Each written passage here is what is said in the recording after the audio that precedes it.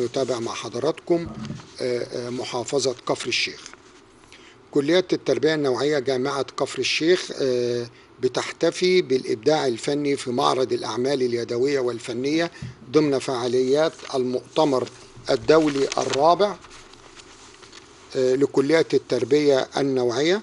افتتح معالي الأستاذ الدكتور عبد الرازق دسوقي رئيس جامعة كفر الشيخ معرض كلية التربية النوعية للأعمال الفنية والمشغولات اليدوية التي أبدعها وأنتجها طلاب وطالبات كلية التربية النوعية، وذلك بقاعة المؤتمرات الكبرى بالجامعة على هامش انعقاد المؤتمر العلمي الدولي الرابع لكلية التربية النوعية تحت عنوان العلوم النوعية ومتطلبات سوق العمل في ضوء تطبيق الذكاء الاصطناعي والثقافة الخضراء.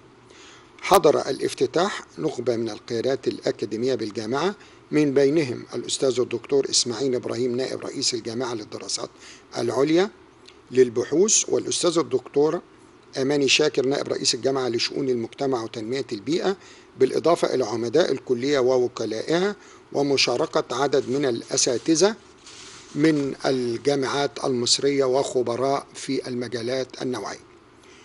وقد ركزت الأعمال على إبراز دور الفن في تناول قضايا الذكاء الاصطناعي والثقافة الخضراء، تأكيدا على أهمية توظيف الإبداع الفني لتحقيق التنمية المستدامة. ويعكس هذا المعرض التزام كلية التربية النوعية بجامعة كفر الشيخ بتطوير الأنشطة الطلابية كجزء لا يتجزأ من رسالتها الأكاديمية والمجتمعية، وحرصها على تحقيق التكافل والتكامل بين التعليم والتدريب والإبداع، مما يخدم رؤية مصر 2030 ويعزز دور الشباب كقادة للتغيير في المستقبل.